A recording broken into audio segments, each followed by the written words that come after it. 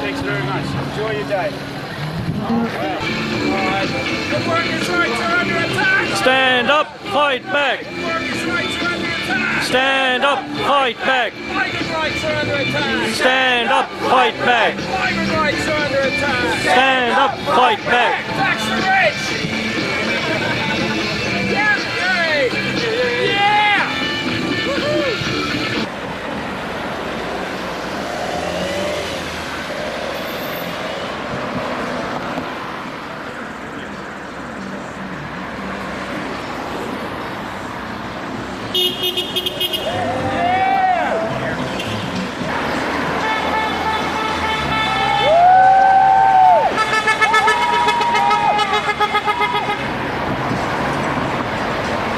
Hi, comrade.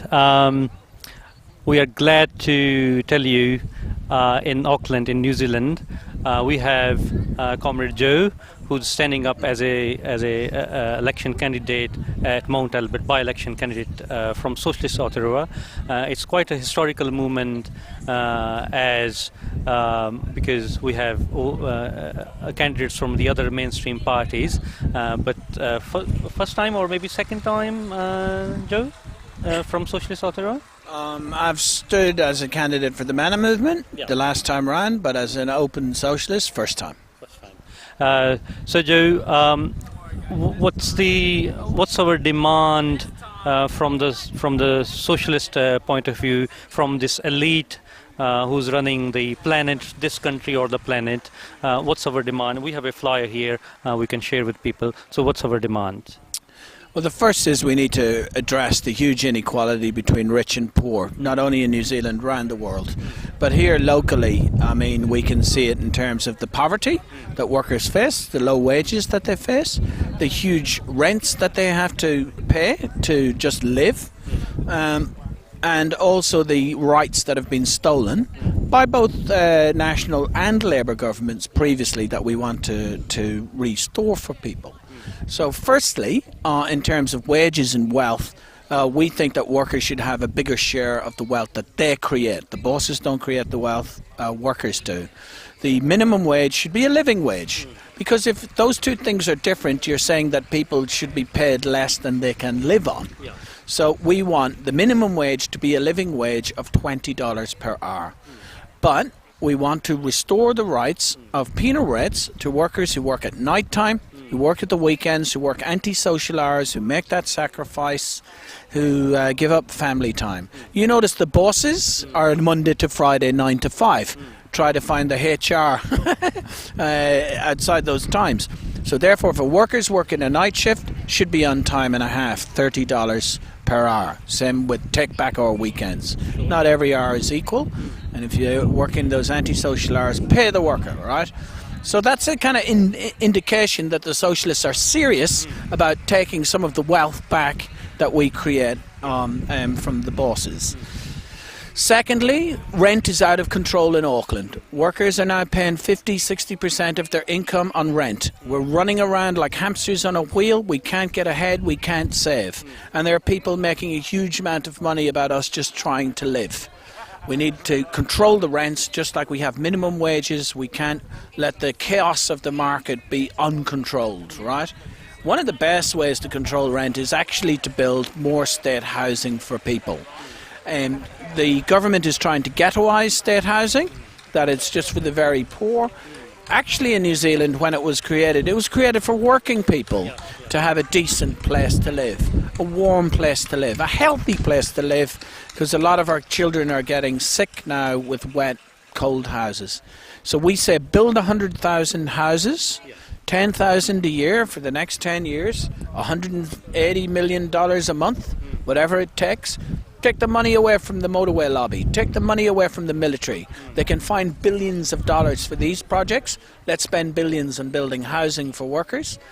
If we need to build up in a city like Auckland, I've got no problem with that, as long as we have got good green spaces, as long as those houses are healthy. and that. Yeah. So what about the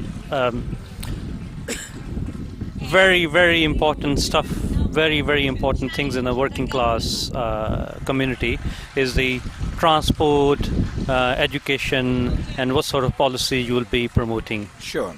So when socialists say free education or free public transport, of course nothing in this world is free.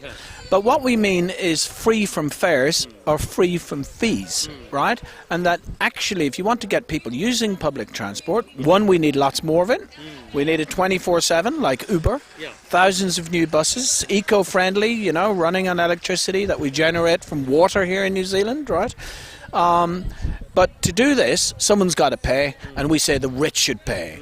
Now, by the rich, I don't mean someone who's on a 70 or 80 grand job who's worked for 20 years to get there. I'm talking about the mobile petrol company here who made $2.4 billion in 2014 and 2015 and paid zero tax on that, right? Every time a worker buys milk or bread, they're paying 15% tax GST. Abolish that tax. The working class paid too much tax.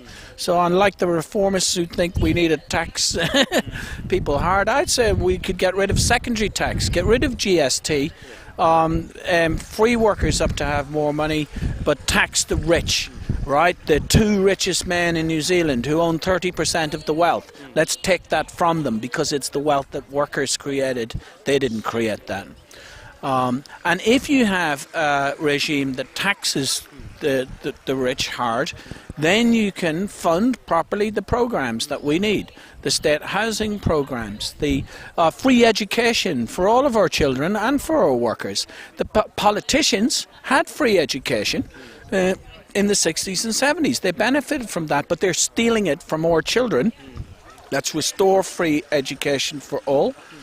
Let's get free public transport going for all to stop climate change and get the people out of their cars in this city.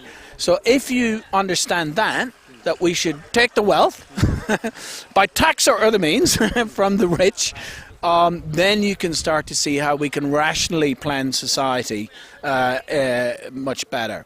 What's happened with neoliberalism is all that has been stolen from us, and that's why society is disintegrating. As we are seeing especially in the developed countries, where in New Zealand especially, in 1916, and the Labour Party was emerged from the union background. Sure. And the trend in the Western, the people who supposed to the mainstream party, who supposed to be representing the working class. So why and how this degradation happened from last, I would say, 60, 70 years, and what are the reasons behind that? So I think there's been a professionalisation of these parties, social democratic parties, in every country, not just unique to New Zealand. Colonised by the middle class, by university-educated lawyers, and etc. And this is in marked contrast to the early parties we saw 100 years ago at the turn of the century. The Labour Party in Ireland was formed by James Connolly, who was a revolutionary socialist. Here in Auckland, the Wobblies and the Red Feds, the militant trade unionists, were the founders of the Labour Party tradition here, Harry Holland, etc. So these were working class people who understood poverty, who understand what it was like to live in a slum, who understood about renting landlords, who understood about bosses beating workers down on the picket lines in the wharves and in the mines and elsewhere. And so at that time you had a strong party because it had that working class energy and righteous anger, if you like. And it led to some great changes. It led to a massive state housing program, etc., right? Now, where is the working class voice, right? In this by-election, I don't mean to get personal with any of the candidates, but we've really reached peak liberal, you know. We've got candidates who present very well, but I don't understand what they are standing for, what are their policies. And here we've got very simple pro-working class policies that we want to debate with them. Because I feel these guys will never get to power. They will never do anything for us because they're not connecting with the working class. People don't understand what they're on about. You ask any of my workers, name me 5 things Labour stands for, and they're like, don't know, right? Whereas we're very clear. Rent control, living wage, minimum wage, you know, those kind of policies. Friends, I would just like to read some of the bullet points we have here. So the first one is the make the minimum wage. We talked about that, $20 minimum wage or living wage. We have a rent control. We have a free education for all, free public transport, no more corporate-led globalization, abolish the wins regime and unemployment, fight racism and exploitation, cut politicians' pay, end the wars on drugs. So one of the things I would like to talk about is exploitation, especially Joe, you have been very well involved. The exploitation done to the migrants, especially to the students who come from India, and you have given a massive fight. And comrade, I must emphasize, Joe is not sort of helicopter candidate. Joe have a very long history, giving a struggle to the working class. So. Just talk a little bit about the exploitation either in the restaurants or in the other businesses. Well, sure, and you know, Barry, we've worked with the Migrant Workers Association shoulder to shoulder over the last few years. I mean, there's huge exploitation of migrant workers in this country. It's a strategy on behalf of the boss class.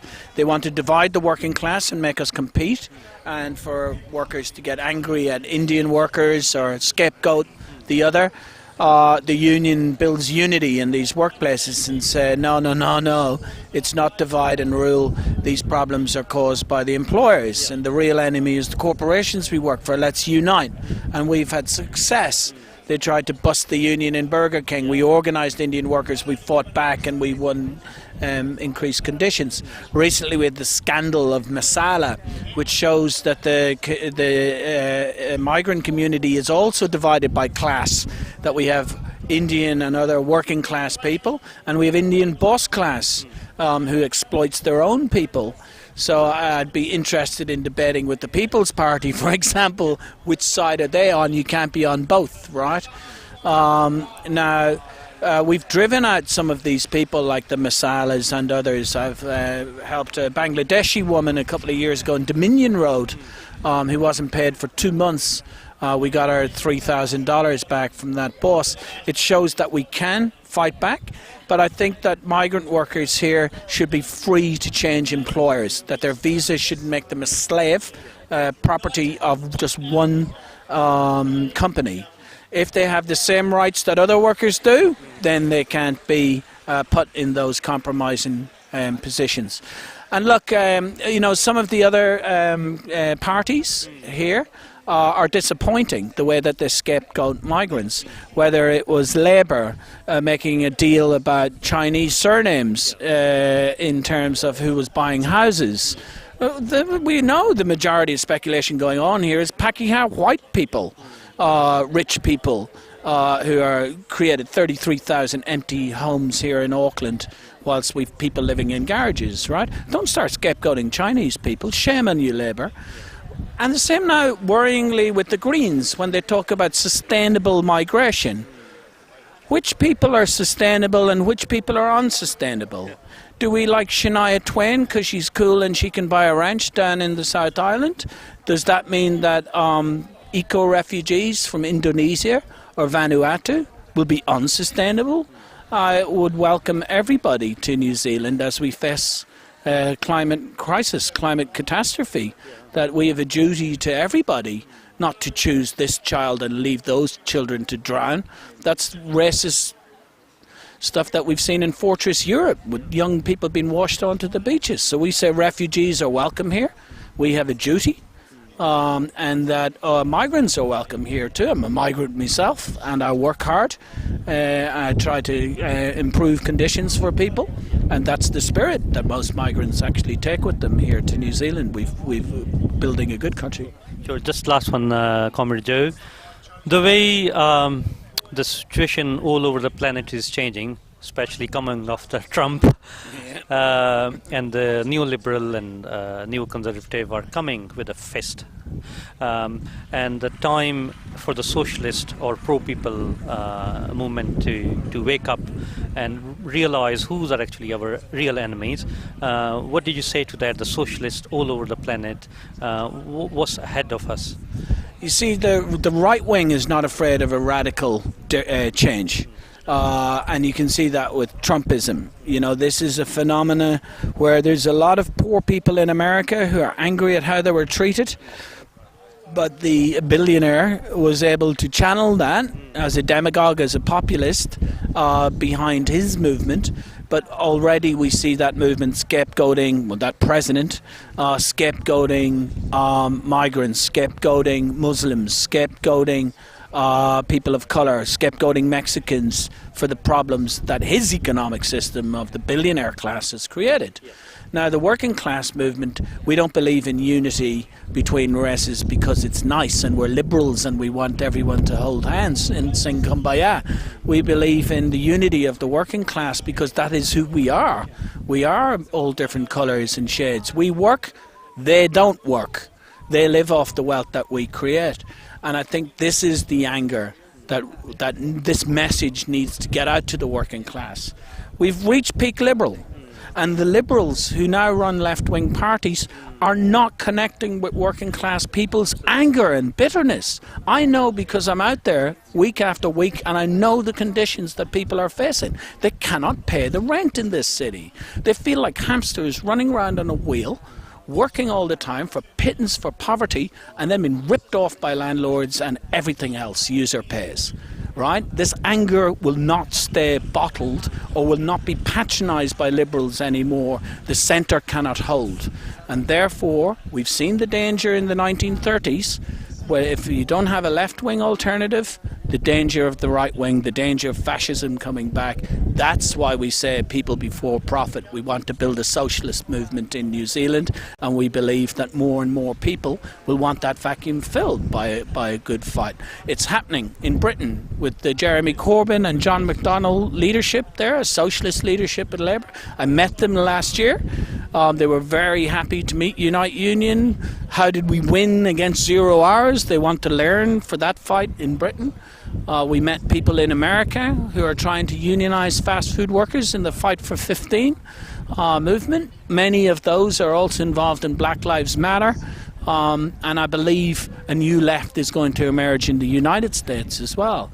In Ireland, my home country, now we have many comrades being elected for the Socialist People Before Profit organisation, both south and north, uniting, you know, Protestant and Catholic people who used to fight with each other in a civil war. If this is happening in all the other Western countries, it can happen here too in New Zealand. That's why we're giving this a go. I think Comrade Joe summed it up really nicely, as suggested by Comrade Lenin in State and Revolution. If we don't wake up, these opportunists like Trump, who pretend he's talking on behalf of a working class or a blue-collar worker, and these are opportunists. And if we don't wake up, these people are going to take our movement to totally somewhere else. So thanks very much, Comrade Joe, and we request all the happy 100th anniversary of the Russian Revolution. Yes. And all the people who live in this Mount Albert area.